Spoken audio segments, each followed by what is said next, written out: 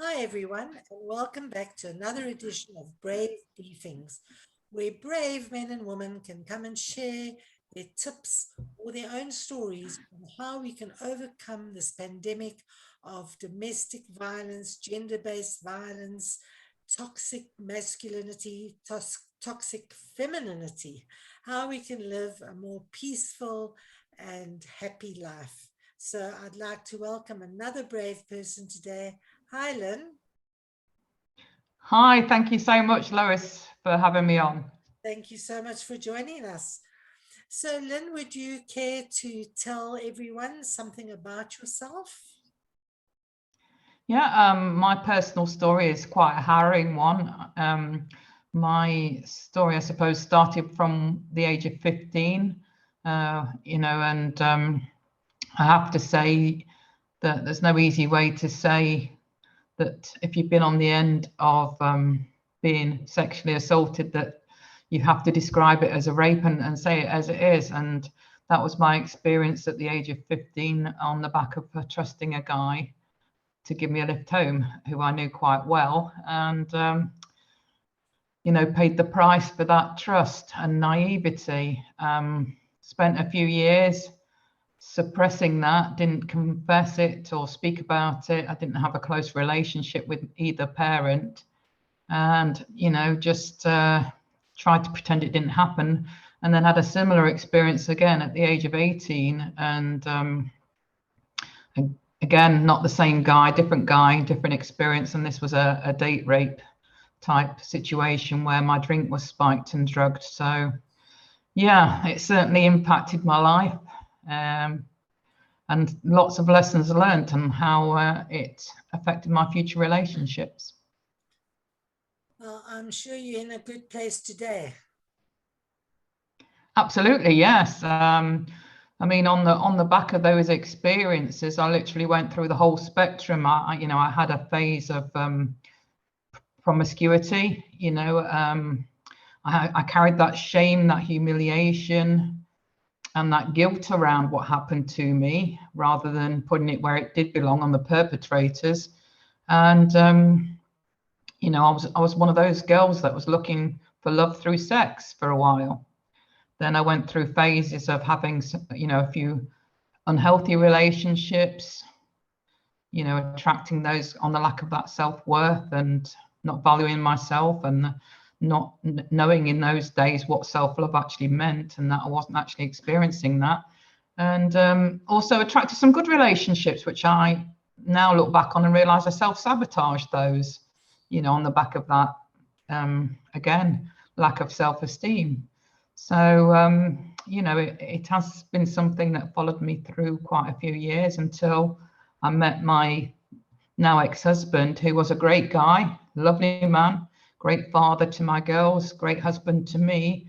But by then, I'd gone the opposite. I'd closed off my heart completely, and, was very much a person who had a guarded heart, who kept people at arm's length, and was quite numb in my relationship. Was a confused and frigid, and didn't really experience intimacy at its fullest pleasurable level at all. And the reason for that was I just wanted that safety and security, and to feel protected. And it was like that for 23 years, I have to say. And my poor husband put up with that, not really knowing why it was like it was. And it wasn't until I was 42 that I was able to tell him. And he then realized, what was behind it all. And but I did still, subsequently have that calling to leave that relationship, because I did feel I was being called to heal, and I was being called to experience a higher level of intimacy and a relationship. And I didn't feel I was going to get it within that relationship, unfortunately. So sadly, I broke his heart and left that relationship. But I did subsequently then go on to attract a great soulmate relationship, which did give me that intimacy, that aliveness, that fulfillment that I'd been searching for. Well, the journey can be long and arduous, but there is light at the end of that tunnel. Certainly is. There certainly is. And you don't need to go through that, period of decades of experiencing what I experienced, because I think, these things aren't taught in schools, how to have healthy relationships, and it ought to be. And, and I think this all needs to change now. We ought to be given life skills as a priority in our schools, so that, we don't have these situations where people have these decades of needlessly suffering because they haven't got the knowledge and awareness or the tools to change things. Yeah. So you call yourself the Queen of Hearts. Tell us about that. Yeah, well, HEARTS is actually an acronym. HEARTS is an acronym for helping everybody achieve results towards success. And for me in particular, my personal development journey started, around, studying peak performance and personal power to help me heal my heart. And it wasn't until after I'd done that I then realized, that my destiny was to niche into love, dating and relationships and sex education and all the rest of it that goes with that umbrella. And I could then look back on my life and think, yeah, all the dots I can connect now and realize that this is where it's been leading me to actually share what I know within the niche of love. And how do you do that? Do you have do you coach? Do you speak? What do you do? Yeah, I speak and train and coach and mentor. So yeah, when you're able to speak, unfortunately, it's not live events at the moment, due to the COVID situation. But I do love, and I know this is most people's greatest fear, but I do love to actually stand on a stage, and engage in an audience. That's my best and most fulfilling way of delivering what I know is to actually speak from the stage and present stuff, whether that's in a small intimate classroom environment or whether it's to a huge large audience. That's what I really love to do. Right, so I'll put your contact detail below and people can get hold of you if they want you to talk or train or come and assist in their relationships. So thank you, Lyn. Tell us, how can we be brave? How can we have either boundaries, respect, agreement, values, empowerment? What do we need to do? Well, for me, I wanted to address the E for equality, because I think that word has been so misunderstood over the years. Feminism did do a lot of good, but it also did a lot of harm in that, the word equality was very much misinterpreted. And what I mean by that is, equality was meant to stand for and be understood to be equal opportunities for all, regardless of gender. It wasn't meant to be, you must now be the same as men, in terms of, when you look at a guy, he's physically different. His mind is totally different. He feels differently, he behaves differently. Men are not hairy women, in other words. So, it's not about becoming gender neutral, and unfortunately, I think what's happened over the years is that we've been educated and parented more to be that gender neutral person. And that has had a really bad negative impact on relationships, because it is the differences between men and women that cause the attraction. So in other words, we all have that masculine and feminine energy within us, which is great, and there's certain times where it's useful to use masculine energy as a woman and useful for us to use feminine energy as a woman, and vice versa for men. But in opposite sex relationships, usually your most dominant energy is the same as your gender. It's not always the case, but it usually is. So if you're a woman in an opposite sex relationship, usually your more dominant natural energy is the feminine and his more dominant natural energy is the masculine. And it is that polarization of energies in an actual romantic relationship which then creates that attraction, that aliveness, that desire, that fulfillment, and that, chemistry. It's not, it's not about being the same as each other, because when you have similar energies, all that creates is a friendship. So the good old saying, opposites attract. Yeah, absolutely. So it's knowing, in an intimate relationship, when to use your feminine energy, you know, because as women, I think we all want, you know, especially successful women, all are looking for, you know, that strong, masculine, red-blooded male that's going to sweep them off the feet, you know, throw you over his shoulder, run up the stairs and throw you on the bed and ravish you. I think, you know, that's, as women, that's what we want. But we're not going to get that if we're standing in our own masculine energy, because men aren't attracted to that. You know, and we wonder sometimes, you know, why, you know, you see drop dead gorgeous women not attracting a great masculine man. It's because they're in their masculine energy, and men might not even understand why they're not attracted to that particular woman if she's coming across in that masculine energy. But, you know, on the back of being hurt, we quite often default into that masculine energy as women. On the back of being parented and educated to be more like men, to be successful in the workplace, we quite often are always in that masculine energy. And in sporting environments, you know, when in a competitive environment, we need that masculine energy to succeed. So there are times when it is appropriate to use it, but not in the context of our intimate relationships. Then what about the man with some feminine energy? Yeah, I mean, it's okay for men to be vulnerable and have that, you know, again, it's about the appropriate time when it's useful to use it, you know. And there's you know, there's healthy and unhealthy energies as well. You know, there isn't just the because obviously in toxic relationships, you've got the unhealthy masculine energy and the unhealthy feminine energy, i.e. the unhealthy masculine energy is that dominant, controlling, possessive, jealous masculine energy, and the feminine is that in that unhealthy feminine energy of being needy, desperate, in that victim mindset, submissive, subservient. And, you know, so even though there's polarization in that sort of relationship, that's when we're coming from a place of fear.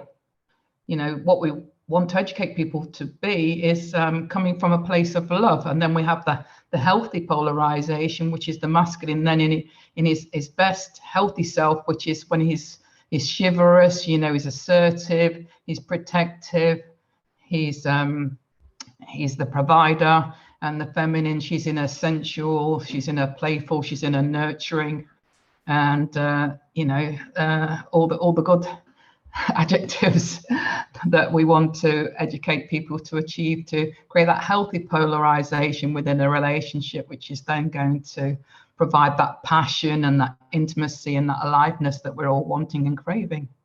So how do we get to develop this polarized, this balance of our feminine and masculine energies?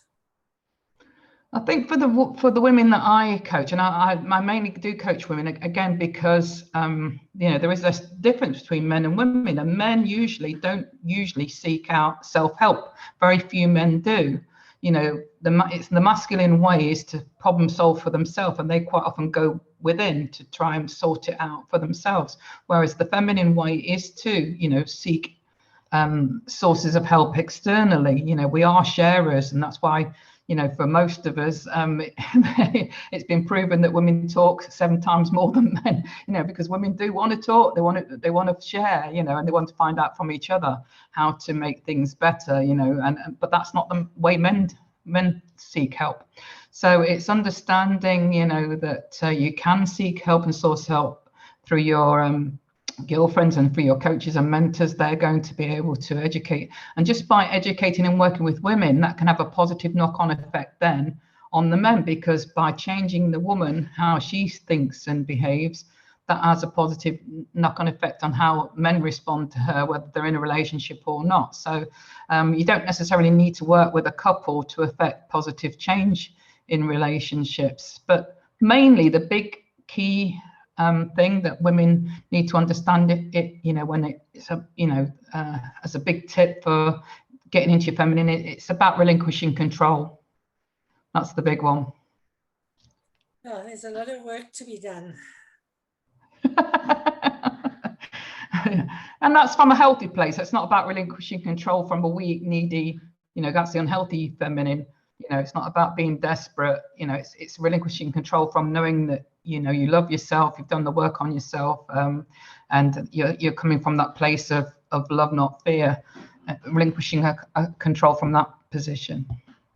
So what can we do to educate both men and women about understanding what this feminism has done to us, and to understand exactly how we get this balance in our lives, this equality? What do we do to educate people? Because people don't understand that. That's very true. I think it's going to have to start in schools. You know, I think there's got to be something within the curriculum, not only about relationships, but like other life skills, such as business skills, financial skills, you know, practical, good mindset skills for achieving success. You know, that needs to be implemented in our school systems, that ought to be a priority above what's already in our curriculum. So I think you know, the only thing that can be done is doing things like this. You know, we can educate people through podcast or video platforms, you know, and through our own educational programs that we roll out. And working with parents, so important that it starts in the home.